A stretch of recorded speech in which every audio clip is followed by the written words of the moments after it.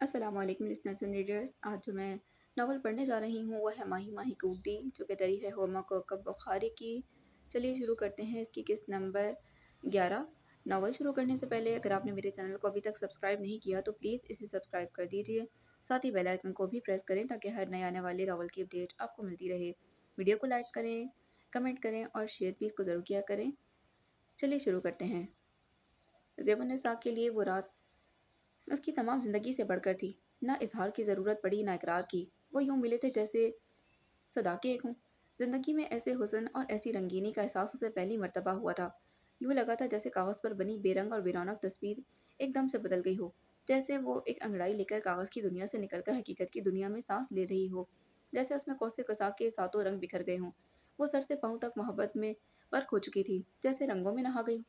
हवेली की ठोस और बुलंद दीवारों में सांस लेने के लिए एक रोज़न पैदा हुआ था, और उसने ज़िंदगी की बाजी लगाकर इस रोज़न को दरीचा बना दिया था, जहाँ से रोशनी हो, खुशबू और मोहब्बत के सब रंगों तक उसकी रसाई मुमकिन हो गई थी। ख्यालों में धुंध की दबीज तह में लिपटे जिस पैकर की तरफ हाथ बढ़ाते हुए भी उसमें एहसास गुनाह जाग उठा था। आज इसी पैकर को हकीकत की दुनिया में छूकर उसने बार बार ये यकीन करने की कोशिश की थी कि ये ख्वाब व ख्याल का किस्सा नहीं। उसने ज़ेबुन्निसा को यकीन दिलाया था कि वो उसे यहाँ से बहुत दूर ले जाएगा, इतनी दूर जहाँ तक न्यासपुर की हवा भी ना पहुँच सके।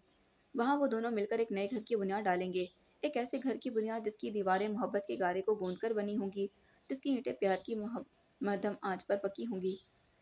इसे इसके अलावा कुछ चाहिए भी नहीं था। इस हवेली की सरबुलंद दीवारों ने उससे मसावात का सिर्फ एक ही वादा किया था कि बिलाखिर उसमें रहने और गांव पर हुकूमत करने वाले उसके मकीन एक ही जगह की मिट्टी ओढ़ के सोएंगे। लेकिन ये एक वादा उसके किसी काम का नहीं था। मिट्टी का पक्का था, यहाँ की ना सही कहीं और की सही। अपने इस बेटे को कोई अकल दे दो नेक वक्त। अभी तो मैंने मुंह हाथ भी नहीं धोया, इसकी वाही तबाही सुनना पड़ गई। मुंशी फजलदीन चिल्लाया, क्या तकलीफ हो गई तुम दोनों को सवेरे सवेरे? अरे कभी सुबह को अल्लाह और उसके रसूल सल्लल्लाहु अलैहि वसल्लम का नाम भी ले लिया करो। उठते ही एक दूसरे को काट खाने लगते हो। अम्मा अब्बा से कहें ना कि सुकून से मेरी बात सुन लें। क्या बात सुनूं? नवाब साहब हुक्म जारी कर रहे हैं कि बाप दादा की ज़मीन छोड़कर कहीं और चले जाएं, किसी नई जगह पर घर बना लें। वाह वाह, क्या शाही फरमान जारी किया है तेरी औलाद ने। हाय बेटा, माँ भी हैरान होकर पास चली आई थी। घर छोड़ दें अपना, यहाँ से कहाँ जाएंगे? रिश्ते नाते ख़त्म कर दें? ना ना, ये बात तो भूल कर भी नहीं सोचते। चल मेरा बेटा, जल्दी से ये दूध पी ले, मैं तेरे लिए पराठा डाल देती हूँ। माँ ने दूध का बड़ा सा गिलास उसकी जाने बढ़ाया। माँ आपको क्या चाहिए? ये घर बार रिश्ते नाते या फिर अच्छू को जो चुनना हो चुन लें। क्या बकता है? माँ तो हैरान सी खड़ी रह गई, लेकिन मुंशी से रहा ना जा सका।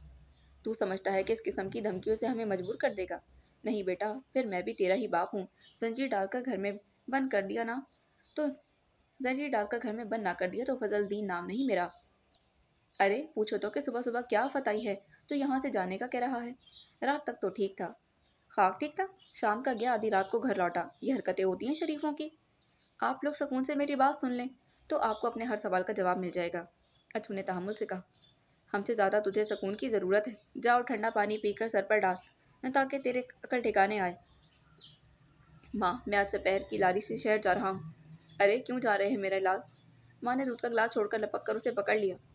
मैं कहीं नहीं जाने दूंगी तुझे। फिर मुंशी की तरफ मुड़ी। और तुम भी अपने गुस्से को काबू में रखा करो जी। क्या बेटे को गंवाने का इरादा है? तुमसे तो आराम से बात भी नहीं होती। सारी जिंदगी हवेली में मुंशियात करके समझने लगे हो कि घर में भी सब तुम्हारे गुलाम हैं। एक आंख नहीं देख सकते तुम मेरे बेटे को इस घर में? तभी दो आंखों से देखता हूँ इसे, अंदर बाहर से पता है मुझे इसका।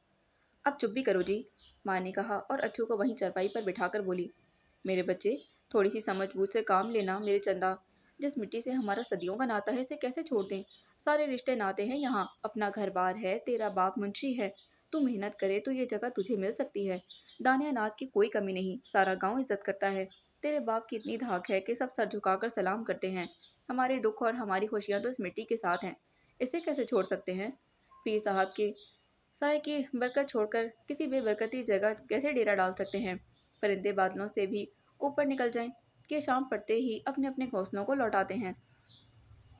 माँ अगर घर को आग लग रही हो तो हम क्या करें? खुद भी साथ जल जाएं या पछतावों की राख कुरेदते रहें? नहीं माँ, यह अक्लमंदी नहीं है। तब हमें सोचना चाहिए कि हमारा दाना पानी इस जगह से उठ गया है। इस नीली छतरी वाले ने कहीं और के दानों पर हमारे नाम की मोहर लगा दी है। لیکن بیٹا ہمارا گھر تو نہیں جلانا، ماں کچھ نہ سمجھتے بولی۔ جس دن زور کی ہوا چل رہی ہو اس دن تو میں چولہا نہیں جلاتی، ماں سے بیدا کے تندور سے پکا پکایا کھانا لے آتی ہوں۔ ماں اس آگ کو آپ نہیں سمجھیں گی، یہ تو اچانک ہی ہر چیز کو اپنی لپیٹ میں لے لیتی ہے، اور مجھے پتا ہے کہ مجھ تک پہنچنے میں اسے زیادہ دیر نہیں لگے گی۔ کیسی باتیں کر رہا ہے اچو؟ ماں گھبرا گئی۔ کیوں، پھر کوئی بد دماغی دکھا کر آ گیا ہے شاہ صاحب کو؟ منشی نے کھوجتی نظروں سے اسے دیکھا۔ دیکھ، پہلے تو میں نے تجھے بچا لیا تھا، لیکن تیری کھوپڑی یوں ہی الٹی رہی نا تو اب کہ تجھے میں بچا نہیں سکوں گا، سمجھا کہ نہیں؟ ارے تم دونوں کیا باتیں کرنے لگ گئے، مجھے بھی تو کچھ بتاؤ۔ ماں مزید پریشان ہو گئی۔ اچو، پھر تو کوئی گڑبڑ نہیں کی بیٹا؟ ماں، میں تو گڑبڑوں سے دامن بچانے کی کوشش کرتا ہوں، لیکن یہی میرا پیچھا نہیں چھوڑتی۔ مجھے یقین تھا کہ پھر کوئی نیا گل کھلا کر آیا ہے تمہارا بیٹا، لکھوا لو مجھ سے، یہ اپنی ان حرکتوں کی وجہ سے ہی روز کوڑے کھائے گا۔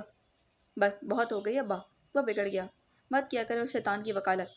کیا کیا کیا، بڑے شاہ صاحب کو شیطان کہتا ہے؟ زبان گدی سے کھینچ لوں گا۔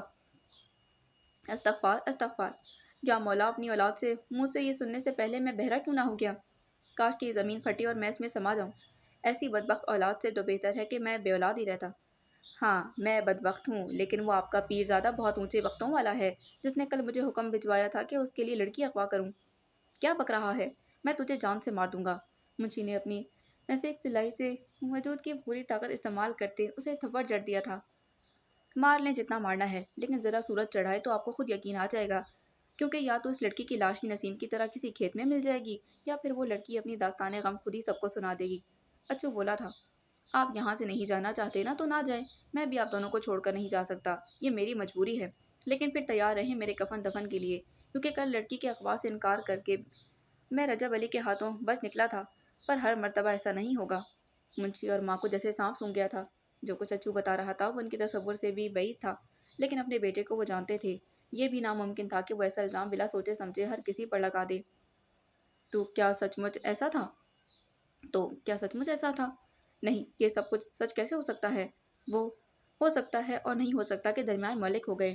پھر منشی کمزور سے لہجے میں بولا، کسی شیطان نے میرے بیٹے پر تعویذ کر دیا ہے، تبھی اسے الٹے سیدھے خیالات آ رہے ہیں، ذرا دن چڑھے تو میں مولوی صاحب سے اس کی توڑ کا تعویذ لے کر آتا ہوں۔ جنت بی بی کو سر شام ہی ماسی ویدا کا چھوٹا لڑکا گل گلا گلا بلا کر لے گیا تھا۔ وہ بھی ابا اماں کی اجازت سے اس کے ساتھ چل پڑی، لیکن کچھ دور ہی اچانک کسی نے اس کے اوپر کھیس ڈال دیا تھا۔ اس نے بطور ہاتھ پاؤں مارے لیکن بے سود، اور پھر بڑے شاہ صاحب کو اپنی طرف بڑھتے دیکھ کر جیسے ہی اس کی آنکھیں پتھرا گئیں، اس نے چیخنے کی کوشش کی لیکن حیرانی اور صدمہ اتنا زیادہ تھا کہ اس کی چیخیں حلق میں ہی دم توڑ گئیں۔ پھر جب صبح صادق وہ لٹی پٹی گھر کے دروازے تک پہنچی تو اس کے اندر دہلیز عبور کرنے کی ہمت نہیں تھی، وہ وہیں دروازے پر ڈھیر ہو گئی۔ گھر کا دروازہ کھلا ہوا تھا، صحن میں گھر کے افراد روزمرہ کے کاموں میں مصروف تھے۔ منی حمام تلے رات کے برتن دھو رہی تھی، اماں چارپائیاں دیوار کے ساتھ لگا رہی تھیں، ننھی جھاڑو لگا رہی تھی اور باقی بچے ادھر ادھر اتکھڑے لگاتے پھر رہے تھے۔ اب گرتے دیکھ کر اسے سبھی اس کی طرف بھاگے۔ کیا ہوا کیا ہوا کے ساتھ بے شمار سوالوں کی مکھیاں بھنبھنانے لگیں۔ اماں کچھ ہی دیر میں سب کچھ سمجھ گئی تھیں، اور یہ سب سمجھتے اس نے جنت بی بی کو دھن کر رکھ دیا۔ اماں میں نے کچھ نہیں کیا، وہ چلاتی رہی، لیکن اماں نے بس نہیں کیا۔ پاس پڑوس کی عورتیں دیوار سے جھانکتی رہیں، کچھ ان کے گھر بھی چلی آئی تھیں۔ میں پوچھتی ہوں کون تھا وہ کمبخت، اماں پر جیسے جنون سوار تھا۔ اور ایک اماں ہی کیا، سب بڑی بوڑھیاں بولے جا رہی تھیں۔ ابا نہیں ادھر نہیں تھا، رات کھیتوں میں پانی لگانے کی اس کی باری تھی، ورنہ وہ صرف کپڑے دھونے والے ڈنڈے پر اکتفا نہ کرتا، چولہے کے پاس بڑی لمبی سی چھری لا کر ایک دفعہ کام تمام کر دیتا۔ میں تجھے آج زندہ نہیں چھوڑوں گی، بتا وہ کون تھا۔ بتاتی ہوں اماں بتاتی ہوں، وہ چلائی تھی۔ کچھ ہمسایوں نے بھی اماں کا چلتا ہاتھ روکا، اس وقت وہ نیلو نیل ہو چکی تھی۔ انہوں نے کہا تھا نہ بتانا، ورنہ وہ نڈھال سی ہو کر لمبے لمبے سانس لینے لگی۔ جلدی بتا، نہیں تو تیرا خون پی جاؤں گی، ورنہ وہ منی اور ننھی کو بھی اٹھا لیں گے۔ اس نے اٹک اٹک کر فکرہ مکمل کیا۔ عورتوں نے انگلی دانتوں تلے دبا لی، ایک مرتبہ پھر بنبناہٹ شروع ہو گئی، اور پھر وہ سب کو مار دیں گے۔ قدرے توقف سے وہ بولی تھی، درد کی ٹیسوں پر قابو پانا مشکل ہو رہا تھا، اسے بولا نہیں جا رہا تھا، زبان سوکھ کر کانٹا ہو رہی تھی۔ ارے کمبخت کون تھا وہ، اسے بھی نہیں چھوڑوں گی۔ اماں نے ایک مرتبہ پھر اس پر حملہ کرنا چاہا لیکن عورتوں نے پیچھے ہٹا دیا۔ بڑے شاہ صاحب، اس نے اٹک اٹک کر کہا۔ اس کی بات کا یقین کرنا سب کے لیے تقریباً ناممکن تھا، لیکن ماسی بیدا کے چھوٹے لڑکے گلو نے خوفزدہ ہو کر سب بتا دیا کہ جنت بیوی کو بلوانے کے لیے اس سے شکورے نے کہا اور بدلے میں لاہور شہر کی سیر کرانے کا وعدہ کیا۔ یہی نہیں بلکہ اس پر کھیس ڈال کر اسے بھی لے گیا تھا۔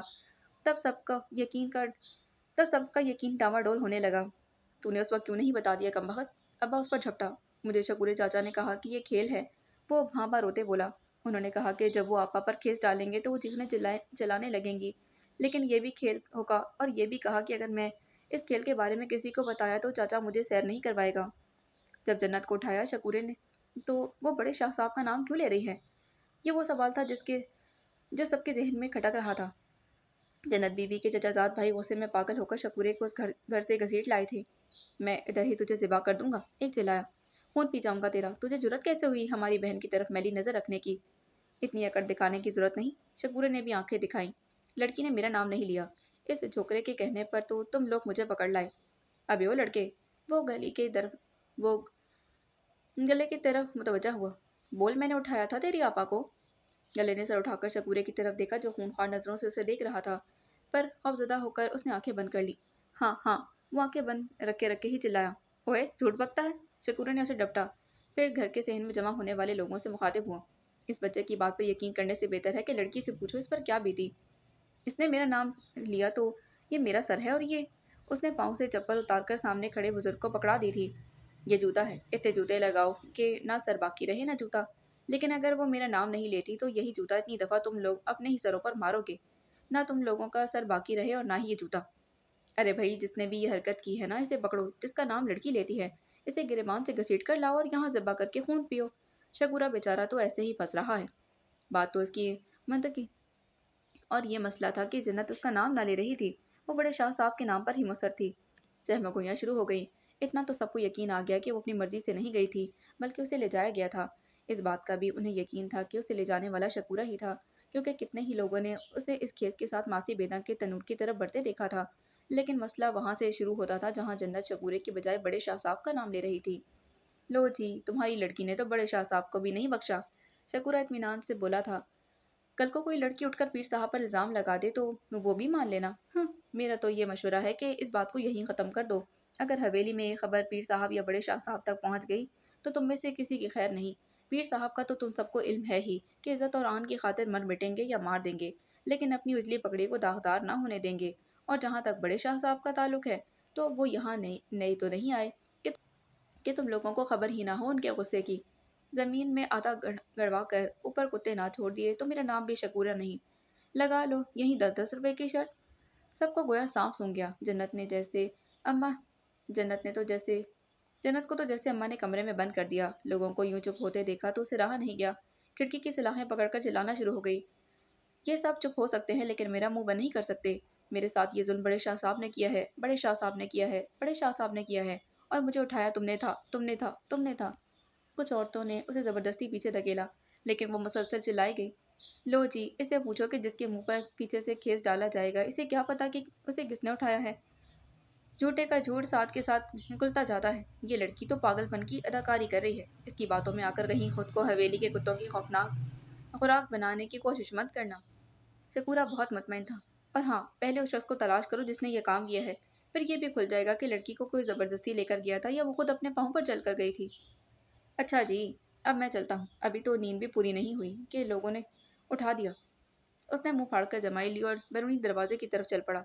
शकूरे की धमकी इस कदर वाज़ेह थी कि किसी में भी ऊंची आवाज़ में बात करने की हिम्मत ना हुई, लेकिन सरगोशी में रजब अली का नाम फैलता गया था। कुछ सुना आपने मौलवी साहब? अम्मा के चेहरे पर हवाइयाँ उड़ रही थीं। कैसा गंदा इल्ज़ाम लगाया है उस लड़की ने बड़े शाह साहब पर। ओ खुदाया, कल मैंने अच्छू से बात पर मुकम्मल तवज्जो नहीं दी। मौलवी साहब ने सर पकड़ लिया। मुझे यकीन आ गया वो गलत नहीं कह रहा था। कल अच्छू आया था? क्या कह रहा था? अम्मा ने पंखा झलते हुए पूछा। अपने काम काज में मसरूफ रज़िया और ज़रीना के कान खड़े हो गए। अच्छू ने मुझे पहले ही इस हादसे से आगाह कर दिया था, लेकिन उसे इस बात का इल्म नहीं था कि ये किस लड़की को अगवा किया जाना है। हाय अल्लाह, क्या कह रहे हैं मौलवी साहब? अम्मा का पंखा चलता हाथ रुक गया। अच्छू को पहले से कैसे पता चल गया? ठीक कह रहा हूँ मैं, उन्होंने कहा और पूरी बात अम्मा को बता दी। बड़े शाह साहब ऐसी हरकत कर ही नहीं सकते, अम्मा ने फैसला कुन अंदाज में कहा। हो ना हो कि इसमें भी अच्छू का हाथ है। ये कोई बहुत बड़ी साजिश है बड़े शाह साहब के खिलाफ। बड़े शाह साहब के मुतालिक तब भी बहुत बातें फैलती थीं जब वो विलायत में थे, लेकिन अच्छू के मुतालिक सब जानते हैं कि उसका किरदार कैसा है। जाने दे मौलवी साहब, वो बगैर मेम के गांव वापस आ गए तो बेकार की फैलाई हुई बातें भी खत्म हो गईं। कल को यहाँ भी दूध का दूध और पानी का पानी हो जाएगा। अम्मा बोली थी। और फिर वो सब आप भूल गए जो अच्छू ने मस्जिद जैसी जगह में बैठकर कहा था? तौबा तौबा, उसने तो ये बीवियों पर तोहमत लगाने में कसर नहीं छोड़ी। सच क्या है ये तो अल्लाह ही जानता है। वो बोले, मुझे तो ये पता है कि मैंने जन्नत की आंखों में सच्चाई देखी है और इससे अच्छू की बातों की तस्दीक होती है। आप इन लोगों की बातों में आकर क्यों परेशान होते हैं? ऐसा होना तो मुमकिन ही नहीं। और फिर ये भी तो सोचें कि उन्हें यही करना होता तो विलायत में उसके कम मौके थे। वहाँ ना शादी कराते वो। लेकिन नहीं, गांव और खानदान की इज्जत का इतना पास था कि वहाँ की वो बेहया औरतें भी उनका कुछ ना बिगाड़ सकीं। इतना ख्याल था उन्हें अपनी दी हुई जुबान का कि बगैर किसी रदोकत की छोटी बेगम से अकद कर लिया। ना मौलवी साहब, माफ़ी चाहती हूँ लेकिन आपकी बातों से मुझे इत्तेफाक नहीं। बस एक मर्तबा जन्नत के घर जाकर उसकी बातें सुनने की बजाय उसकी आंखें पढ़ कर आओ, यकीन तुम्हें खुद आ जाएगा। मौलवी साहब बोले, वैसे भी सब घर वालों ने उसकी जुबान बंद करवा दी। खौफ के मारे सबने बेगैरती की चादर ओढ़ ली है और चुपके बैठ गए हैं। अब तो सिर्फ जन्नत की आंखें बात कर रही हैं और फरियाद भी। मौलवी साहब के अंदाज कुछ ऐसा ज़रूर था कि अम्मा चुप होकर रह गईं। मैं अभी अच्छू से बात करता हूँ। क्यों फसाद में पड़ते हो? रहने दें, अगर लड़की वाले चुप हैं तो फिर हमारे बोलने से क्या होगा? अम्मा ने समझाने की कोशिश की। इसी मिजाज ने तो मुसलमानों को खराब किया है। बुराई को रोकना हर एक का फर्ज है। कल नसीम थी, आज जन्नत है। कल को खुदा ना खास्ता हमारी कोई बेटी भी इसका शिकार हो सकती है। राह में लगी कांटों की झाड़ी को हटाया ना जाए तो फल फूल कर तनावर दरख्त भी बन जाया करता है। और फिर तमाम तर कोशिशों के बावजूद उसे जड़ से उखाड़ फेंकना भी मुमकिन नहीं रहता। मौलवी साहब उठ खड़े हुए। मेरा अच्छू से मिलना बहुत ज़रूरी है। अब क्या होगा? मुंशी फजल दीन और अम्मा सर जोड़े बैठे थे। अच्छू बरामदे में बैठा उन्हें ही तक रहा था जब बाहर से अचानक आवाज आई, अच्छू। मुंशी उछल पड़ा। ये कौन? कहीं कोई हवेली से अच्छू को बुलाने तो नहीं आ गया? अम्मा का चेहरा पीला पड़ गया। मैं अब अपने अच्छू को हवेली में नहीं जाने दूंगी। माँ, खुदा के लिए, मौलवी साहब की आवाज़ को भी नहीं पहचानते आप लोग? मौलवी साहब आवाज़ दे रहे हैं। वो बाहर की जाने बढ़ा। मेरी बात सुन अच्छू। मुंशी के पास मुंशी ने पास से गुजरते अच्छू का बाजू पकड़कर उसे रोक लिया और सरगोशी के से अंदाज में बोला, ये मौलवी है तो अच्छा, लेकिन पीर साहब पर जान निसार करने को हर वक्त तैयार रहता है। कहीं जासूसी करने ना आया हो। तू उसके सामने आदत के मुताबिक ओल फोल ना बकना। लगता है बड़े शाह साहब। तू उसके सामने ओल फोल ना बकने लग जाना बड़े शाह साहब के मुतल्लिक। अब्बा, मुझे मेरे अंदाज में रहने दे। मुझ में गीदड़ों की तरह नहीं रहा जाता। मुझसे गीदड़ों की तरह नहीं रहा जाता। सोचता हूँ और कर गुजरता हूँ। किसी के सामने मिनमिनाना और गिग्याना मुझे पसंद नहीं। कुछ समझाए अपने इस लाडले को। मुंशी ने माँ से कहा, क्यों खुदकुशी करने पर तुला है? लेकिन मुंशी की बात खत्म होने से पहले ही अच्छू बाहर जा चुका था। जी मौलवी साहब, आप हमारे गरीब खाने पर कैसे आ गए? मुझे तुमसे बहुत ज़रूरी बात करनी। मैं कुछ मसरूफ़ हूँ, लेकिन खैर आपको यहीं खड़े खड़े चंद मिनट दे सकता हूँ। वो बेरुखी से बोला, मैं जन्नत बीवी के मुतालिक तुमसे बात करने आया हूँ। अब क्या फ़ायदा? अब तो जो होना था सो हो चुका। सारे गांव में बात फैल चुकी है जिसकी आपको जिसका आपको यकीन नहीं आ रहा। मुझे सच सच बताओ कि ये बड़े शाह साहब को फंसाने का तरीका तो नहीं? वाह मौलवी साहब वाह, वो तल्खी से बोला। हवेली वालों के नमक का जायका अब तक आपकी जुबान पर है। ये बताएं कि कितनी बोरियां गंदम और चावल ने आपका मुंह बंद किया है। मेरी बात का यकीन इसीलिए नहीं ना कि मैं अच्छे हूँ, मुंशी फजलदीन का बेटा, और रजब अली की शराफत का यकीन तो इसलिए है कि वो पीर साहब का सबसे बड़ा बेटा और गद्दी का वारिस है। बहुत हो गई मौलवी साहब, आपकी इन्हीं हरकतों की वजह से मेरा दिल उस जगह से उचाट हो गया और मैं ये गांव छोड़कर जा रहा हूँ। किसी ऐसी जगह की तलाश में जहाँ सिर्फ पीरों की औलाद को ही कबूल नहीं किया जाता होगा, बल्कि मुझ जैसे अदना इंसान की भी हैसियत इंसान की कोई विकत होगी। तुमने मेरे मुतालिक बहुत गलत अंदाजे लगाए हैं। बात यह है कि मैं एक सीधा साधा इंसान हूँ, अल्लाह अल्लाह करने वाला। मेरे अंदर लोगों को पहचानने का शऊर नहीं। और फिर जो कुछ आजकल हो रहा है, ऐसा इससे पहले गाँव में तो कभी ना हुआ। मेरी अक्ल हैरान है कि किसकी बात का यकीन करूँ और किसकी बात को रद्द करूँ। मौलवी साहब, आपने जो कुछ मेरे साथ किया बहुत बुरा किया, लेकिन उसने एक गहरी सांस ली। अब आपकी बात सुनकर ये कलक नहीं रहा कि आपने मेरे साथ जो किया इसमें बदनीयती शामिल थी। बस एक बात याद रखें मौलवी साहब कि जो बात आपकी समझ में नहीं आ रही इसके मुतलिक चुप साध लें। वक्त हर इंसान के रवैये और नीयतें खुद ब खुद जाहिर करता जाता है। कल तक आपको मेरी बात का यकीन नहीं था, आज आपको शक है, लेकिन आने वाला कल हर सच्चाई को खुद जाहिर कर देगा। अल्लाह करे ऐसा ही हो। फिर वो कदे तौक़ुफ़ से बोले, मैं पीर साहब की तरफ जा रहा हूँ। तुम इस वाक़े के अहम किरदार हो। मैं चाहता हूँ कि तुम भी मेरे साथ चलो। नहीं, अब बहुत देर हो गई है मौलवी साहब। मैं किसी को अपने साथ का यकीन दिला चुका हूँ। अपना वादा पूरा होने से पहले मरना नहीं चाहता। मुझे ये भी मालूम है कि आइंदा भी मुझे ऐसे हुक्म मिलते रहेंगे जिन्हें पूरा करना मुझे गवारा ना होगा। इसलिए मैं ये गाँव, ये मिट्टी और इससे बंधे सारे रिश्ते नाते तोड़कर यहाँ से जा रहा हूँ। नहीं अच्चू, तुम्हें ऐसा नहीं होना चाहिए। अगर तुम जैसे नौजवान भी मैदान छोड़ गए तो ये इस फसल की आबियारी होगी जिससे इस मिट्टी में उगना नहीं चाहिए। मैंने कहा ना कि अब मेरे लिए मजीद यहाँ रुकना मुमकिन नहीं। वो बोला, कल सुबह तक मैं आज़ाद था। मेरे गिर्द किसी जज्बाती रिश्ते का हिसार ना था, किसी वादे की जंजीर मेरे पाँव में नहीं थी। लेकिन आज मैं अनदेखी डोरियों में बंध गया हूँ, और इसीलिए तो मैंने अगर कल होने वाले गुनाह में हिस्सा नहीं लिया तो उसे रोकने की कोशिश भी नहीं की। आप पीर साहब के पास जाना चाहते हैं तो चले जाएं, लेकिन इसका कोई फायदा ना होगा। पूरे गांव में कोई शख्स भी आपकी हिमायत नहीं करेगा। एक उंगली भी रजब अली की जानिब नहीं उठेगी। किसी की जुबान उसके खिलाफ इल्जाम नहीं लगाएगी। ये जानते हुए भी कि वो गुनाहगार है, कोई उसे गुनाहगार नहीं कहेगा। आप जाएं, मैं आपके लिए सिर्फ दुआ ही कर सकता हूँ। मौलवी साहब मायूस होकर हवेली की तरफ चल पड़े और अछू टाट का पर्दा उठाकर घर के अंदर चलाया था। मैं ज्यादा देर नहीं रुकूंगी। माँ ने अछू का बाजू थाम कर रोका।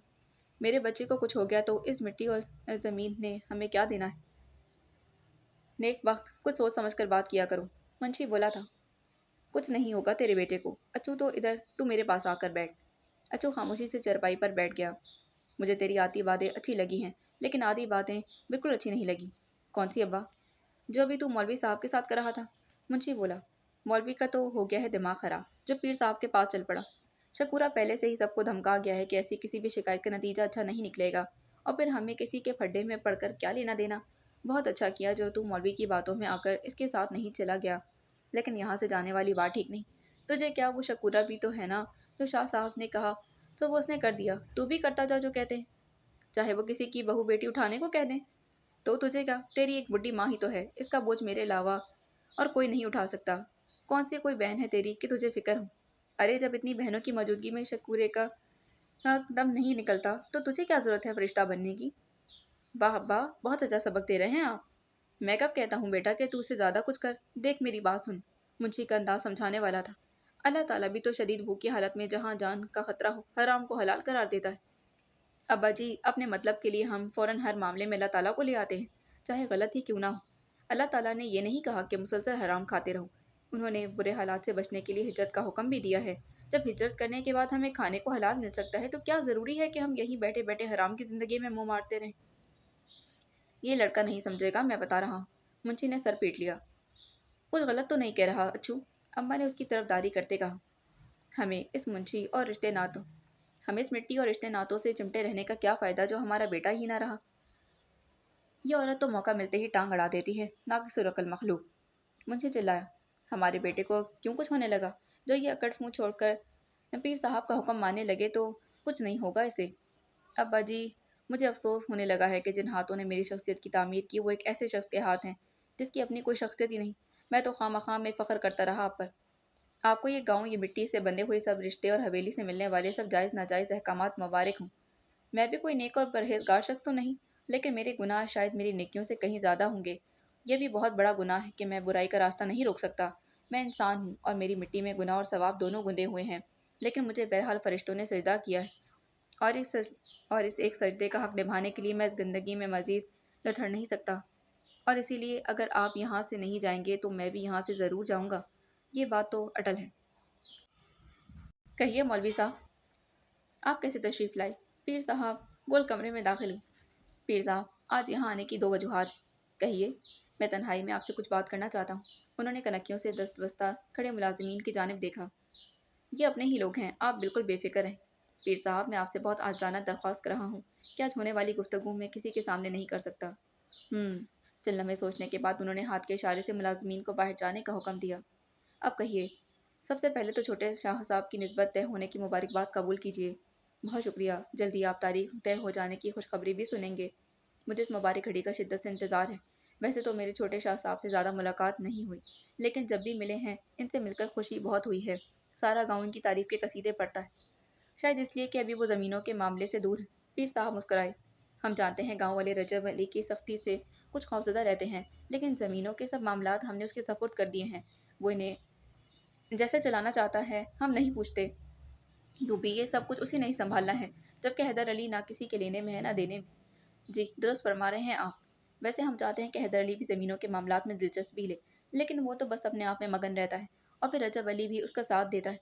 सारी जिम्मेदारियाँ उसी ने अपने कंधों पर ले रखी हैं। जब इंसान पर इतनी जिम्मेदारियाँ हों तो मिजाज में सख्ती आ ही जाती है। वजह फरमाया आपने। शादी के बाद हम जिम्मेदारियों شادی کے بعد جب ذمہ داریاں بڑھ جائیں گی تو چھوٹے شاہ صاحب خود بھی اس طرف متوجہ ہو جائیں گے۔ اور کہیے، گھر میں سب خیریت ہے نا؟ کسی چیز کی ضرورت تو نہیں؟ اللہ تعالیٰ کا بہت احسان ہے، اور پھر آپ کی بھی بہت عنایت۔ مجھے تو کہنے کی ضرورت بھی نہیں پڑتی اور ہر چیز گھر میں آ جاتی ہے، مولوی صاحب نے کہا، پھر قدرے توقف سے بولے، آج میں بہت مشکل بات کرنے آیا ہوں آپ سے، سمجھ میں نہیں آ رہا کیسے بیان کروں۔ مشکل؟ کیسی مشکل درپیش ہے آپ کو؟ دیکھیں مولوی صاحب، یہاں کی کوئی بات باہر نہیں نکل سکتی، اس لیے آپ بلا جھجک سب کچھ کہہ دیں۔ کیا کسی بچی کا مسئلہ ہے؟ جی، مسئلہ تو بچی کا ہے، وہ رک رک کر بولے، لیکن میری نہیں، گاؤں کی ایک بچی کا مسئلہ ہے۔ کہیے کیا مسئلہ ہے؟ پیر صاحب، میں حویلی کی عزت و آبرو کے لیے جان دے سکتا ہوں، لیکن آج میرے کان میں ایک ایسی بات پڑی ہے کہ میں دہل کر رہ گیا۔ میری دعا ہے کہ یہ سب کچھ جھوٹ ہو، لیکن آپ جانتے ہیں کہ ہر دعا قبول نہیں ہوا کرتی۔ پیر صاحب کے چہرے پر تناؤ کے آثار پیدا ہو گئے۔ آپ کہنا کیا چاہتے ہیں کھل کر کہہ دیں۔ میری زبان لڑکھڑا رہی۔ ہم آپ کو حکم دیتے ہیں مولوی صاحب کہ جو کچھ کہنے کے لیے آپ یہاں آئے ہیں وہ کہہ دیں۔ پیر صاحب نے اپنے مخصوص حکمی انداز میں کہا، جس کا مطلب تھا کہ اب مزید انکار کی کوئی گنجائش باقی نہیں۔ مولوی صاحب نے گہری سانس لی اور سر جھکا کر بولے، کل رات گاؤں کی ایک بچی اغوا ہوئی تھی، تقریباً اسی طرح جیسے پچھلے دنوں نسیم اغوا ہوئی تھی۔ گاؤں کی بچی اغوا ہوئی تھی؟ کون سی بچی؟ ہم تک تو کوئی اطلاع نہیں پہنچی۔ پیر صاحب بولے، اور نسیم کا تو سب کو علم ہے کہ وہ اغوا نہیں ہوئی تھی، اور اگر ہوئی بھی تھی تو اس میں کچھ اس کی اپنی مرضی بھی شامل تھی۔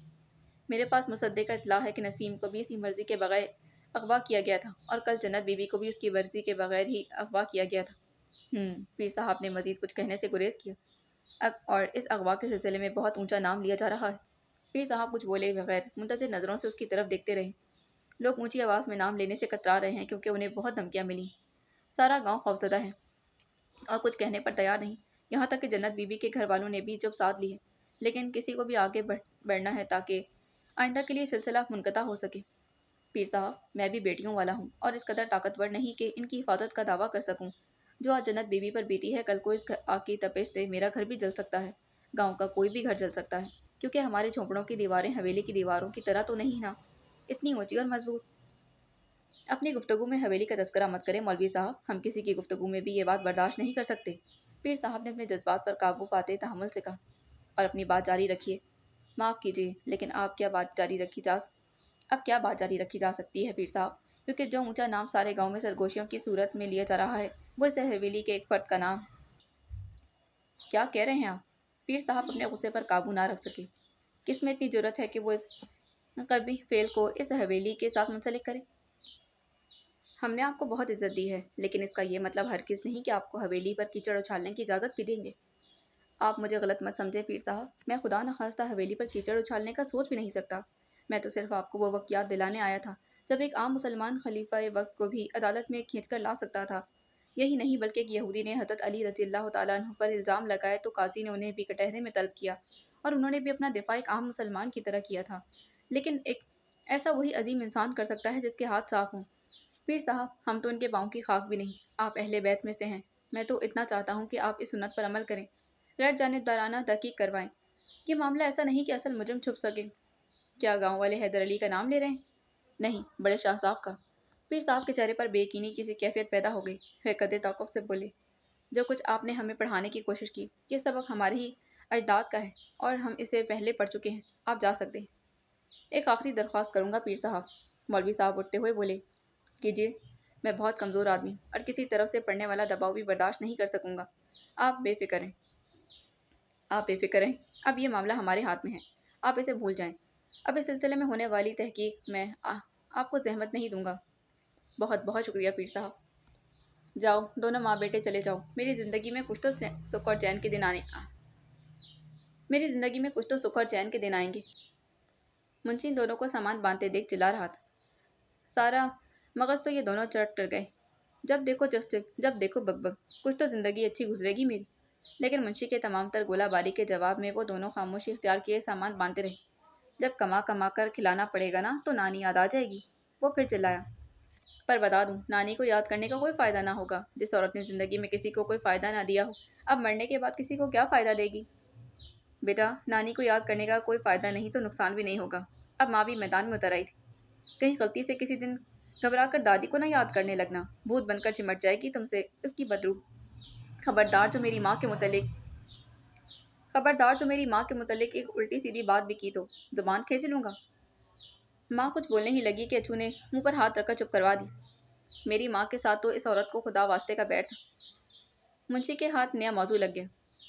کبھی سکھ کا سانس لینے دیا ہو اس غریب کو، بالآخر مار ہی چھوڑا اسے، پر چین پھر بھی نہیں آیا۔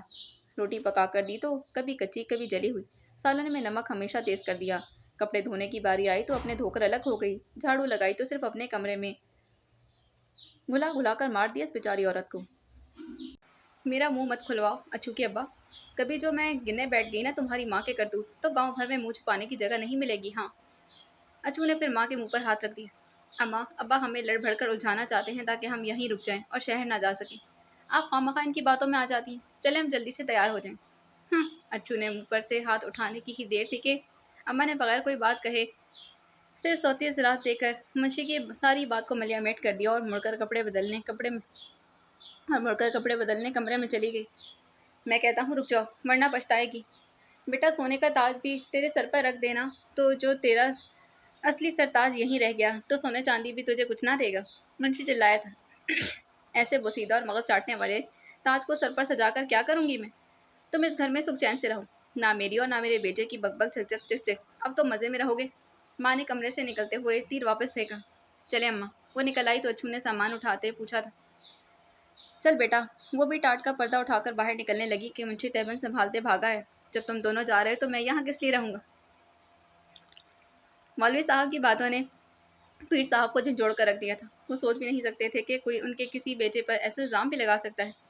اضطراب کی کیفیت میں وہ کمرے کے اندر ایک سے دوسرے سرے تک ٹہلنے لگے تھے۔ ہمارا بیٹا، وہ بھی رجب علی، ایسی حرکت نہیں کر سکتا، کسی صورت نہیں۔ انہیں یقین نہیں آ رہا تھا۔ ٹہلتے ٹہلتے ان کی نگاہ دروازے سے جھانکتے ہوئے سخاوت علی پر پڑی تھی۔ باہر کیوں کھڑے ہو بیٹا، اندر آ جاؤ۔ سخاوت مسکراتے اندر آ گیا، لیکن پیر صاحب کے چہرے پر بے پناہ سنجیدگی دیکھتے اس کی مسکراہٹ کافور ہو گئی۔ کچھ ڈھونڈ رہے تھے بیٹا؟ بڑے بھائی جان کو تلاش کر رہا تھا۔ انہوں نے پرخیال انداز میں اس کی طرف دیکھا۔ بیٹھو بیٹا، اچھا ہوا کہ تم آ گئے، ہمیں تم سے کچھ کام تھا، حکم کیجیے۔ بابا جان، پیر صاحب کے بیٹھنے کے باوجود وہ مؤدبانہ انداز میں بولا، بیٹھ جاؤ سخاوت۔ انہوں نے پیار سے اس کا ہاتھ تھام کر اپنے قریب ہی بٹھا لیا۔ سخاوت منتظر نظروں سے انہیں دیکھتا رہا۔ ایک بات کا سچ سچ جواب دینا۔ جی۔ وہ کچھ نہ سمجھا۔ تجھے رجب علی سے زیادہ پیار ہے یا حیدر علی سے؟ سخاوت کے لیے یہ سوال بہت عجیب تھا۔ یہ تو بہت مشکل سوال ہے بابا جان، مجھے تو دونوں سے بے حد پیار ہے۔ خوب سوچو، یقیناً کوئی ایک تم سے سب سے زیادہ پیارا ہوگا۔ سخاوت کتنی دیر تک سوچتا ہے، پھر بولا، میری سمجھ میں نہیں آ رہا بابا جان، مجھے تو دونوں سے ہی یکساں پیار ہے، لیکن میرا خیال ہے کہ بڑے بھائی جان مجھے علی بھائی کی نسبت زیادہ چاہتے ہیں۔ یہ کیسے اندازہ لگایا تم نے؟ وہ مجھے اپنے ساتھ ساتھ رکھتے ہیں، ہر قسم کا فیصلہ کرنے سے پہلے مجھے بتاتے ہیں کہ وہ ایسا کیوں کر رہے ہیں، میری ہر بات میں دلچسپی لیتے ہیں، جبکہ علی بھائی ایسا نہیں کرتے۔ تمہارا کیا خیال ہے کہ علی ایسا کیوں نہیں کرتا؟ وہ کہتے ہیں کہ اس طرح میری اپنی شخصیت کبھی نہیں بن سکے گی، بلکہ میں اس شخص کی عادات میں ڈھلتا جاؤں گا جو ہر وقت مجھے خود سے نتھی رکھے گا۔ لیکن بابا جان، مجھے علی بھائی سے اتفاق نہیں، یوں بھی بڑے بھائی جان اتنے اچھے ہیں کہ اگر میں ان کی عادات میں ڈھلتا جاؤں تب بھی کوئی بری بات تو نہیں۔ ویسے بھی ایک جیسی عادات والے افراد زیادہ دور تک ایک ساتھ چل سکتے ہیں، ہمیں تو مرتے دم تک اکٹھے رہنا ہے۔ بہت خوب۔ پیر صاحب نے شفقت سے اس کے سر پر ہاتھ پھیرا۔ ہمارا سیر و خون بڑھ گیا ہے تمہاری باتیں سن کر۔ شکریہ۔ وہ مسکرایا۔ یہ بتاؤ کہ کل شام بھی تم رجب علی کے ساتھ تھے؟ جی، شام کو وہ مجھے شطرنج کھیلنا سکھا رہے تھے اور بتا رہے تھے کہ جس طرح شطرنج کی بساط سجائی جاتی ہے ہو ویسے ہی میدان جنگ کو بھی ترتیب دیا جاتا ہے۔ تم کتنی دیر تک رجب علی کے ساتھ رہے تھے؟ پوری شام ہم اکٹھے رہے۔ بھائی جان بہت سی باتیاں مجھے ہرا چکے تھے اور برابر سمجھاتے گئے کہ میں نے کہاں کہاں غلطیاں کی ہیں۔ اور کب تک تمہارے پاس سے اٹھا؟ خیر تو ہے نا بابا جان؟ وہ پریشان ہو گیا۔ بالکل خیر ہے بیٹا، ہم نے تم سے کچھ پوچھا تھا؟ تقریباً 7:30 بجے کا وقت تھا جب وہ میرے پاس سے یہ کہہ کر اٹھے کہ علی بھائی کے پاس جا رہے ہیں۔ پھر تم نے کیا کیا؟ میں کچھ دیر تک خود ہی شطرنج کھیلتا رہا، پھر کھانا کھا کر سو گیا۔ اچھا بیٹا تم جاؤ، لیکن کسی ملازم سے کہہ کر علی کو میرے پاس بھجوا دو۔ جی بہتر بابا جان۔ تھوڑی ہی دیر میں حیدر علی ان کے روبرو تھا۔ وہ یہ سوچ کر آیا تھا کہ شاید رجب علی نے ان سے گوری کے متعلق بات کی ہے، اسی لیے ذہنی طور پر اس موضوع پر گفتگو کرنے کے لیے خود کو تیار کر کے آیا تھا۔ آپ نے یاد فرمایا بابا جان۔ بیٹھو۔ شکریہ۔ وہ بیٹھ گیا۔ آج ہم بہت پریشان ہیں، وہ بولے، لیکن حیدر علی خاموش رہا۔ اس کا خیال تھا کہ پریشانی کا سلسلہ شاید اس کی شادی کے مسئلے تک جا پہنچے گا۔ اپنے ایسے بیٹے کے خلاف تحقیقات کروانا جو جان سے پیارا ہو بہت مشکل کام ہے۔ کیسی تحقیق بابا جان؟ اس نے بات کو آگے بڑھانا چاہا۔ ہم اس وقت تمہیں زحمت نہ دیتے اگر مسئلہ اہم نہ ہوتا۔ یوں بھی تمہیں کوئی پریشانیوں سے یوں بھی تمہیں ہماری پریشانیوں سے کچھ سروکار نہیں، لیکن مجبوری کے تحت ہمیں تمہیں یہ زحمت دینا پڑی۔ مجھے بہت افسوس ہے بابا جان۔ حیدر علی شرمندگی سے پانی پانی ہو گیا۔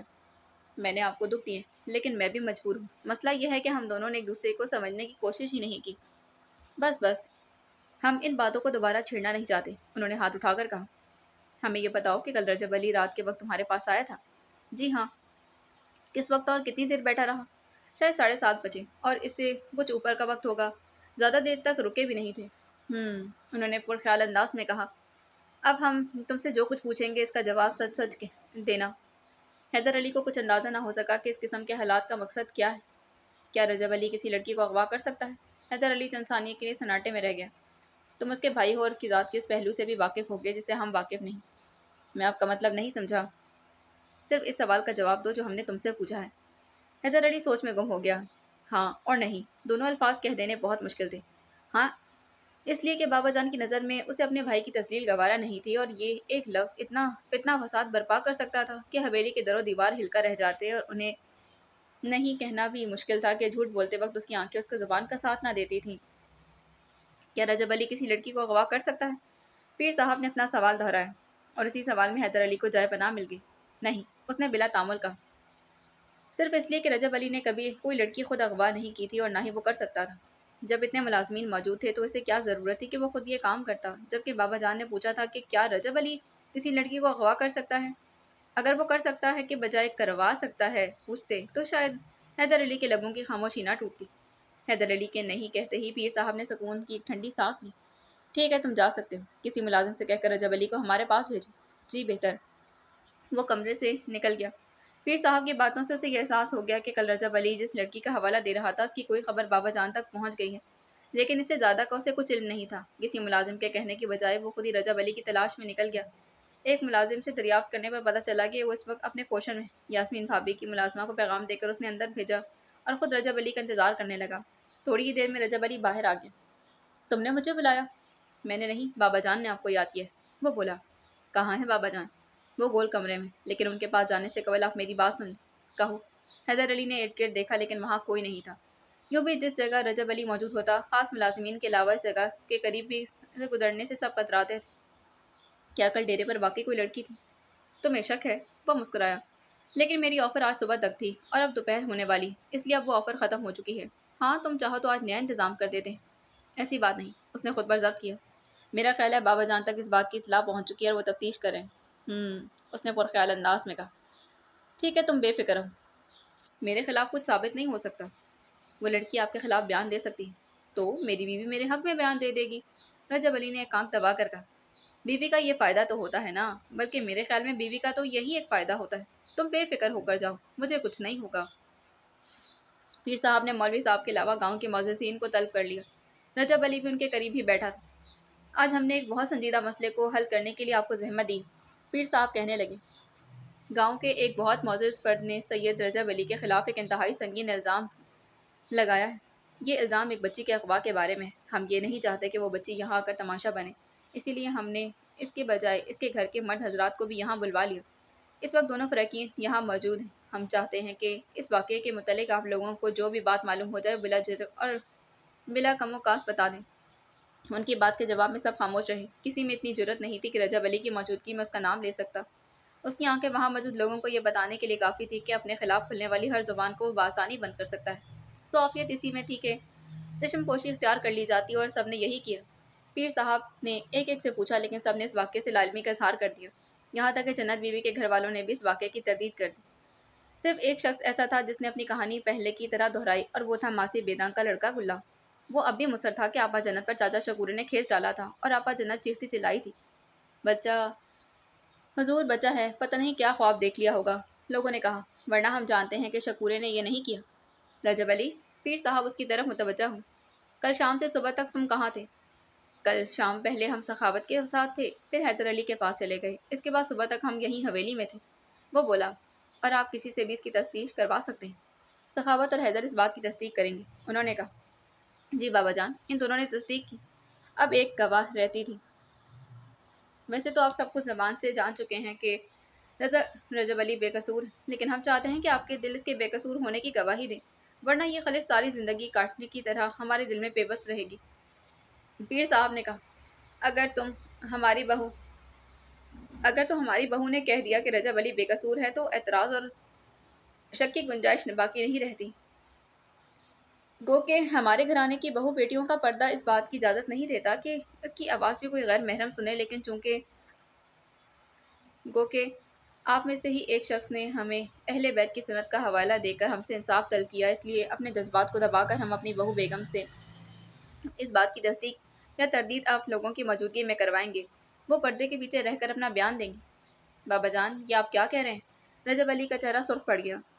آپ وہاں کمرے میں جا کر خود ان سے پوچھ لیں، اس میں کوئی حرج نہیں، لیکن پردے کے پیچھے ہی صحیح، ان کا یہاں آنا انتہائی غیر مناسب بات ہے۔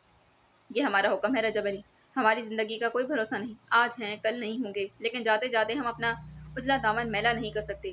کیا جواب دیں گے ہم ان بزرگوں کو جنہوں نے عدل و انصاف کی اعلیٰ روایات قائم کی تھی؟ تم تو اس وقت مجرموں کے کٹہرے میں ہو اور تمہیں اس بات کا کوئی حق نہیں۔ گستاخی معاف بابا جان، جب بڑے بھائی جان پر کوئی الزام لگایا ہی نہیں ہے، یہاں تک کہ جنت بی بی کے والدین کے مطابق یہ واقعہ سرے سے پیش ہی نہیں آیا، تو پھر اتنا آگے بڑھنے کی کیا ضرورت ہے؟ حیدر علی نے مداخلت کی، اس تصدیق یا تردید کی ضرورت تو تب پڑتی جب اس بات کی افواہ سے زیادہ کوئی حیثیت ہوتی۔ جب یہ ثابت ہو گیا کہ جرم ہوا ہی نہیں، تو پھر تفتیش کس چیز کی ہو رہی ہے؟ ایک شخص نے اپنے آپ پر کچھ ہی گھڑ لی یا اڑتی اڑتی آپ تک پہنچ گئی کہ اور ان پر الزام لگا دیا، لیکن ثابت کیا ہوا؟ کچھ بھی نہیں۔ یہ تو ثابت نہیں ہو سکا کہ کل کوئی لڑکی اغوا ہوئی تھی۔ درست فرما رہے ہیں چھوٹے شاہ صاحب، بہت سے لوگوں نے بآواز بلند حیدر علی کی بات سے اتفاق کیا۔ پیر صاحب، یہ بات ہمارے لیے تکلیف دہ ہے کہ بہو بیگم یہاں تشریف لائیں۔ ایک بزرگ نے کہا، گویا آپ لوگ مطمئن ہیں کہ ایسی کوئی بات سرے سے وقوع پذیر ہی نہ ہوئی؟ پیر صاحب سب کی طرف دیکھ کر پوچھنے لگے، جی ہاں، تقریباً سب نے کہا۔ اور اب اس الزام پر مزید تحقیق کی ضرورت باقی نہیں رہی؟ جی بالکل۔ اور یہ کہ رجب علی بے قصور ہے؟ جی بالکل۔ یا اللہ، تیرا شکر ہے کہ تو نے ہماری عزت رکھی۔ پیر صاحب کلمہ شکر پڑھ کر اٹھ کھڑے ہوئے۔ بابا جان، گستاخی معاف، پوچھ سکتا ہوں کہ آپ کہاں جا رہے ہیں؟ رجب علی نے پوچھا، ہم شکرانے کے نفل پڑھنے جا رہے ہیں۔ لیکن بابا جان، معاملہ تو ابھی ختم نہیں ہوا۔ کیا مطلب؟ ہم چاہتے ہیں کہ ہمیں ہمارا حق دیا جائے۔ کیسا حق؟ جس شخص پر غلط الزام لگایا جاتا ہے اسے یہ حق حاصل ہوتا ہے کہ الزام کے جھوٹے ثابت ہونے پر وہ الزام لگانے والے پر قذف کا مقدمہ پیش کرے۔ ہم چاہتے ہیں کہ جس طرح آپ ہمیں بطور الزام اپنے اور اپنے اتنے لوگوں کے روبرو لائے، اسی طرح ہم پر الزام لگانے والے کو بھی بلائیں۔ پیر صاحب چند ثانیے تک خاموش رہے، پھر گویا رجب علی، بات یہ ہے کہ تمہارا یہ حق طلب کرنا غلط نہیں، لیکن ہمارا گھرانہ اتنے اونچے مقام پر کھڑا ہے کہ ہمیں درگزر کرنے کی روایت اپنانی چاہیے۔ طاقت رکھتے معاف کر دینے والے کو اللہ اپنا دوست بنا لیتا ہے۔ سبحان اللہ، سبحان اللہ! چاروں طرف سے صدائیں آنے لگیں۔ پیر صاحب کمرے سے نکل گئے۔ ان کے پیچھے گاؤں کے افراد بھی انہیں سلام کر کے باہر چلے گئے۔ کمرے میں اب صرف رجب علی اور حیدر موجود تھے۔ یہ کچھ اچھا نہیں ہوا۔ حیدر علی نے سگریٹ سلگا لی۔ کیا اچھا نہیں ہوا؟ رجب علی نے یوں کہا جیسے اسے کچھ علم ہی نہ ہو۔ آپ جانتے ہیں کہ میرا اشارہ کس بات کی طرف؟ تمہارے نزدیک اچھا ہونے کا کیا مطلب ہے؟ یعنی کہ یہاں موجود سب لوگ میرے خلاف گواہی دیتے؟ میرے نزدیک اچھا ہونے کا مطلب یہ ہے کہ ایسی صورتحال پیدا ہی نہ ہوتی۔ یہ تو ایک طرح سے اچھا ہی ہوا۔ بابا جان کی نگاہوں میں میری قدر و منزلت میں اضافہ ہوا، کمی نہیں آئی، اور یہ بھی اچھا ہوا کہ گاؤں والے میری آنکھوں کا اشارہ سمجھ گئے۔ آئندہ وہ چوں کرنے کی حماقت بھی نہیں کریں گے۔ ویسے حقیقت تو تم بھی جانتے تھے، اور جانتے بوجھتے ہوئے تم نے میرا ساتھ دیا، تو کیا یہ اچھا تھا؟ نہیں، اچھا تو یہ بھی نہیں تھا، لیکن ساتھ میں نے آپ کا نہیں، بھابھی کا ساتھ دیا۔ جانتا ہوں کہ ان کے لیے حویلی کے اندرونی حصے سے یہاں تک آنا پل صراط سے گزرنے کے برابر ہوگا۔ اور پھر بآواز بلند جھوٹ بولنا، نہیں وہ یہ سب نہیں کر سکتی۔ میں انہیں اس تکلیف دہ صورتحال سے دوچار نہیں کرنا چاہتا، اسی لیے میں نے جو کچھ کہا وہ آپ کی نہیں، اپنی بھابھی کی وجہ سے تھا۔ رجب علی کے ہونٹوں پر مسکراہٹ آ گئی۔ اپنی بھابھی کا خیال رکھنے کا شکریہ۔ گول کمرے سے نکل کر حویلی کے اندرونی حصے کی جانب بڑھتے پیر صاحب کے ذہن میں رہ رہ کر گلے کے الفاظ کانٹوں کی طرح چبھ رہے تھے۔ گاؤں کے سارے لوگوں کی گواہی کے بعد محض ایک چھوٹے بچے کی بات کو سب کی بات پر فوقیت دینا کس طرح مناسب نہیں، لیکن وہ بچہ اتنی سختی سے اپنے موقف پر قائم تھا کہ اس کی بات کو ایک دم رد کر دینا ممکن نہ تھا۔ شکرانے کے نوافل ادا کرنے کا ارادہ ترک کر کے وہ حویلی کے اس پورشن کی جانب بڑھے جب رجب علی اور یاسمین کے لیے مخصوص کر دیا گیا تھا۔ اندر اطلاع بھجوانے کے بعد یاسمین خود دروازے پر نمودار ہوئی۔ بابا جان، آپ نے کیوں زحمت کی؟ مجھے بلوا لیا ہوتا۔ بیٹیوں کو بلوایا نہیں جاتا، ان کے پاس خود چل کر جایا جاتا ہے۔ وہ بولے، آئیں اندر تشریف لائیں۔ وہ انہیں اندر لے آئی۔ یہاں ہماری بیٹی کو کسی قسم کی کوئی تکلیف تو نہیں؟ نہیں بابا جان، वो सर झुका कर बोली, मैं बहुत खुश हूँ। रजब अली से कोई शिकायत? हरगिज नहीं, वो जल्दी से बोली। हम आपसे एक सवाल का जवाब लेने आए। मुझसे? यास्मीन ने हैरत से पलकें उठाई। हाँ, आपसे, लेकिन हमें अपने सवाल का बिल्कुल सच्चा जवाब चाहिए। पूछिए बाबा जान, मैं अपने इल्म की हद तक आपसे कुछ नहीं छुपाऊंगी। क्या कल रात रजब अली घर पर था? यास्मीन के चेहरे पर साया सा लहराया। पीर साहब को बगौर अपनी जानिब देखता पाकर उसने घबराहट में अपनी नजरें झुका ली। जी, उसने हौले से कहा, हमें सच जवाब देना। जी बाबा जान, यही सच है। उसने बेचैनी से उंगलियां मरोड़ दी। लेकिन हमारे मुलाजमीन ने कहा कि वो यहाँ नहीं। उन्होंने अंधेरे में तीर चलाया। यास्मीन के घबराहट में इजाफा हो गया, लेकिन वो बोली कुछ नहीं। रात को हमने उन्हें तर्क किया, उस वक्त वो कहाँ थे? इनका सवाल पूछने का अंदाज इतना कतई था कि यास्मीन के लिए खामोश रहना मुमकिन नहीं। ये जरूरी तो नहीं बाबा जान के कोई घर पर ना हो तो वो किसी गलत जगह पर ही गया। उसने बहुत मध्यम आवाज में कहा। वैसे वो ज्यादा देर कहीं बाहर नहीं रहे, हमने खाना भी इकट्ठे खाया था। वो जो कुछ कह रही थी उसका लहजा इस बात की तायीद नहीं कर रहा था। शौहर की पर्दापोशी अच्छी बात है, लेकिन इस हद तक पर्दापोशी नहीं करनी चाहिए कि अपने घर की बुनियादें ही कमजोर होने लगी। पीर साहब उठ खड़े हुए।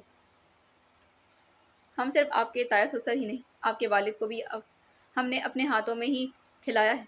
इस घर पर सबसे पहला हक आपका है। आपको कोई तकलीफ हो तो अपने वालिद के पास जाने से कबल आप हमारे पास आएं।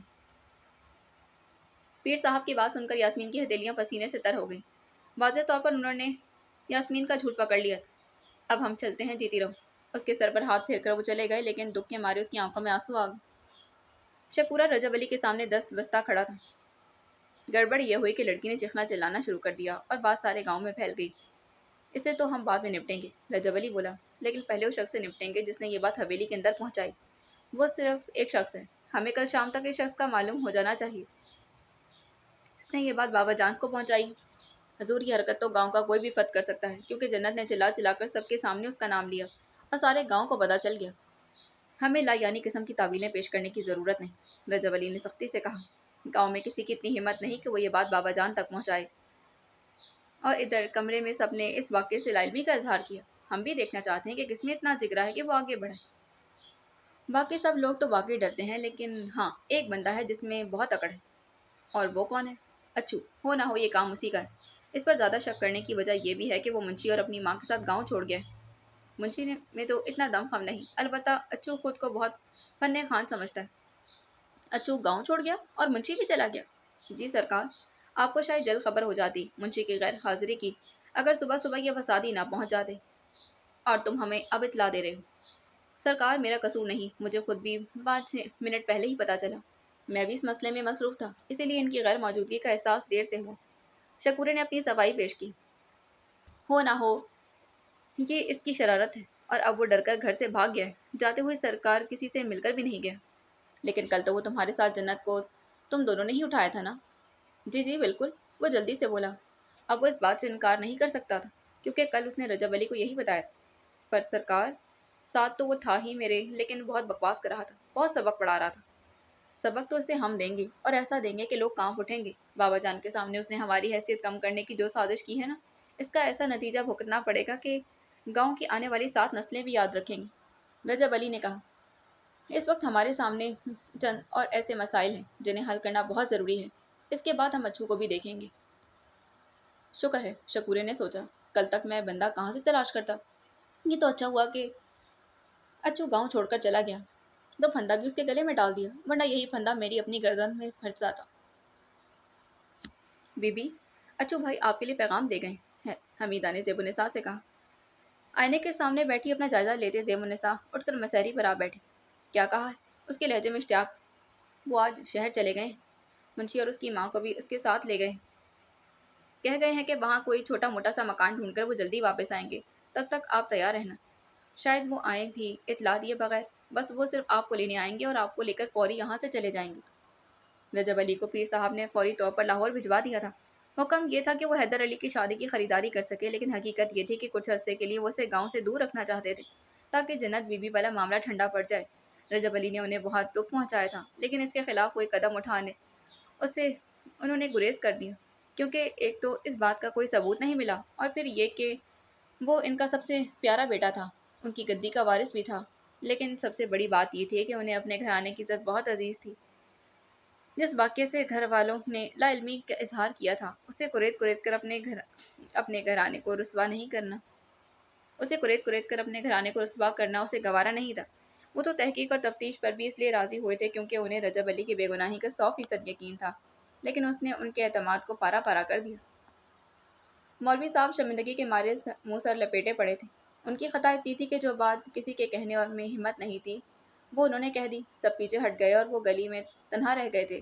سب سے زیادہ دکھ تو انہیں اس بات کا تھا کہ ان کی بات جھوٹ ثابت ہو جانے کے بعد ان کے خیال میں وہ پیر صاحب کے سامنے اپنی عزت کھو چکے تھے۔ میں نے تو پہلے ہی منع کیا تھا مولوی صاحب کو، اماں نے ٹھنڈی آہ بھری۔ کیا ملا سچ بول کر؟ خود جنت کے گھر والوں نے کہا کہ ایسی کوئی بات نہیں۔ پرائی لڑائی میں پڑھ کر کیا فائدہ ملا جو ان لوگوں کو اپنی عزت کا احساس نہیں؟ ہمیں کیا پڑی تھی ان کا خیال کرنے کی؟ یہ تو وہی ہوا نا کہ مدعی سست گواہ چست۔ لیکن اماں، بڑے شاہ صاحب یہ کیسے کر سکتے ہیں؟ زرینہ نے دبے دبے لہجے میں اعتراض کیا۔ میں بھی تو یہی سمجھ رہی تھی، لیکن جنت کے گھر جانے کے بعد مجھے اس بات کا یقین آ ہی گیا۔ اس کے ماں باپ نے اسے کمرے میں بند کر کے کنڈی لگا دی، لیکن کھڑکی کی سلاخوں سے جھانک کر اس نے اس حالت میں جب میں نے اس کی حالت دیکھی تو مجھے یقین آ گیا کہ اس نے خود بھی بتایا۔ اس کی آنکھیں کہہ رہی کہ وہ جھوٹ نہیں بول رہی۔ لیکن اماں، زرینہ کچھ کہتے کہتے رک گئی۔ وہ حقیقتاً پریشان تھی۔ ہر آنے والا دن اس کے حیدر علی کے بیچ میں فاصلے بڑھاتا جا رہا تھا، لیکن سب پریشانیوں کے درمیان بھی دور بہت دور امید کی کرن چمک رہی تھی۔ سائیں بابا کے الفاظ اس کے ڈوبتے دل کے لیے محض تنکے کا سہارا ہی نہیں، لیکن یہ تنکے کا سہارا بھی بہت تھا۔ زیب النساء اسی وقت بال سکھا کر مسہری پر لیٹی تھی۔ رات بھیگ رہی تھی۔ آج پورا ایک ہفتہ ہو گیا تھا اسے اچھو سے ملے ہوئے۔ نہ جانے وہ کب آئیں گے، مجھے کیسے رہائی نصیب ہوگی، نہ جانے کب میں کھلی ہوئی فضا میں سانس لوں گی۔ زندگی ایک دم بدل جائے گی، رنگ ہی رنگ، خوشبو ہی خوشبو ہر طرف بکھر جائے گی۔ ایک ہفتہ کتنا لمبا ہوتا ہے، 7 طویل دنوں سے مل کر بنتا ہے۔ اتنے طویل دن جیسے صدیاں۔ اچھو نے ہونے والی 2 ملاقاتیں اس کی زندگی کا سرمایہ تھی۔ ان کا ایک ایک لمحہ کسی فلم کی مانند اس کی آنکھوں کے سامنے چلتا رہا۔ کوئی ایک لمحہ، ایک پل بھی ایسا نہیں تھا جب اس کا خیال زیب النساء کے ذہن سے محو ہوا۔ دروازے پر دستک ہوئی۔ آ جاؤ۔ وہ اٹھ بیٹھی۔ اندر داخل ہونے والی حمیدہ تھی۔ حمیدہ تم؟ اس وقت خیر تو ہے بی بی؟ وہ اپنے پیچھے دروازہ بند کر کے جلدی سے اس کے پاس گئی اور پھر سرگوشی کے انداز میں بولی، اچھو بھائی نے آپ کے لیے پیغام بھیجا ہے۔ وہ باہر آپ کا انتظار کر رہے ہیں۔ وہ کہہ رہے ہیں کہ کس قدر جلدی ممکن ہو چلی آئیں۔ وہ باہر ہیں؟ مجھے چلے جانے مجھے لے جانے آئے؟ زیب النساء کے دل کی کلی کھل اٹھی۔ لیکن اس قدر اچانک؟ انہوں نے کہا تو تھا کہ وہ کسی بھی وقت آ جائیں گے بغیر اطلاع دیے۔ وہ کہہ رہے تھے جلدی کریں، بڑی سڑک تک آپ کو پیدل چلنا ہوگا، آگے البتہ سواری کا انتظام ہے۔ میں تیار ہوں۔ اس نے سفید باریک ریشمی دوپٹہ اٹھایا۔ لیکن میں سب سے مل کر تو جاؤں گی۔ اتنا وقت نہیں بی بی، اچھو بھائی بہت جان جوکھم میں ڈال کر یہاں آئے۔ بڑے صاحب کے ملازموں نے انہیں دیکھ لیا تو چھوڑیں گے نہیں۔ حمیدہ نے اسے سمجھانے کی کوشش کی۔ لیکن میں بابا جان سے تو مل لوں۔ جو کچھ کرنا ہے جلدی کریں۔ وہ جلدی سے پیر صاحب کے کمرے کی طرف بڑھی۔ کمرے میں ان کے علاوہ اماں جان، یاسمین بھابھی اور مہر النساء بھی تھی۔ آئیں بیٹا، ابھی آپ کا ذکر ہو رہا تھا۔ اسے اندر داخل ہوتے دیکھ پیر صاحب مسکرائے۔ میرا بابا جان؟ ہاں آپ کا، یاسمین بولی۔ بیٹھو بیٹا۔ اور اماں نے ہاتھ کے اشارے سے اسے بیٹھنے کے لیے کہا۔ میں یوں ہی آ گئی تھی، بیٹھوں گی نہیں؟ کیوں بٹیا؟ بس بابا جان نیند آ رہی، وہ بولی۔ آپ سب کو خدا حافظ کہنے آئی تھی؟ شب بخیر میری چندہ، اماں جان نے کہا۔ دیکھیں نصیب بیگم، سفید لباس میں ہماری بیٹی کتنی پیاری لگ رہی، فرشتوں کی طرح پاکیزہ معصوم۔ اس کے دل پر خنجر سا چل گیا، آنکھیں بھیگنے لگیں۔ وہ یہاں سے جانا چاہتی تھی اسی لیے نہیں کہ اسے کسی سے نفرت تھی، نہیں، وہ تو سب کے لیے صرف اور صرف محبت کے جذبات رکھتی تھی۔ اس کے جانے کی وجہ افراد نہیں روایتیں تھیں۔ بابا جان کو ہمیشہ کے لیے چھوڑ کر جانے کا خیال دل پر آرے چلا رہا تھا، لیکن اسے بہرحال جانا ہی تھا۔ کیا ہوا؟ آپ کی آنکھیں کیوں بھیگ گئیں؟ پیر صاحب بے چین ہوئے۔ کچھ نہیں بابا جان، سوچ رہی ہوں کہ یہ محبت نہ ملے تو کیا ہوگا۔ وہ چند قدم آگے بڑھ کر پیر صاحب کے قریب ہوئی۔ بابا جان میرے ماتھے پر پیار کریں۔ پڑھتے محبت سے پیر صاحب اٹھ کھڑے ہوئے، زیب النساء کے سر پر ہاتھ پھیرا اور ماتھے پر بوسہ دیا۔ شکریہ بابا جان۔ اس نے آنکھیں موند کر آنسو پیچھے دھکیلے اور واپس مڑ گئی۔ اسے کیا ہوا پیر صاحب؟ اماں جان کی آواز اندیشوں سے کانپ رہی تھی۔ کچھ نہیں ہوا اماں جان۔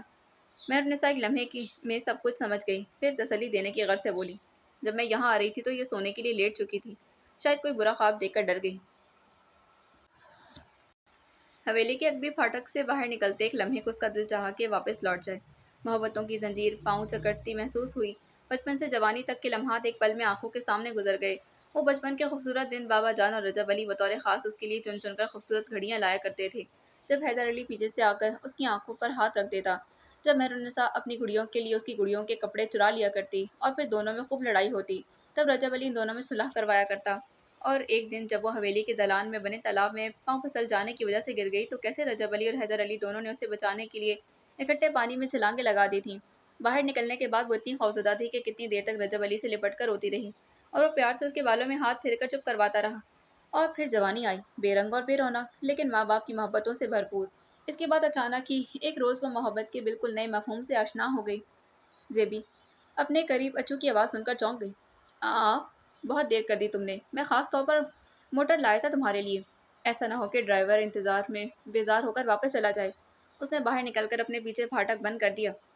میں پھپھو جان کی آرام گاہ پر فاتحہ پڑھاؤں، اس کا وقت نہیں، خدا کے لیے اس کام سے مجھے نہ روکیں۔ پھر زندگی تو کیا، شاید موت کے بعد بھی مجھے یہاں نہ نصیب نہ۔ اچھا جلدی کر، زیب النساء نے اتنے منت بھرے انداز میں کہا کہ اچو کو اجازت دینا پڑی۔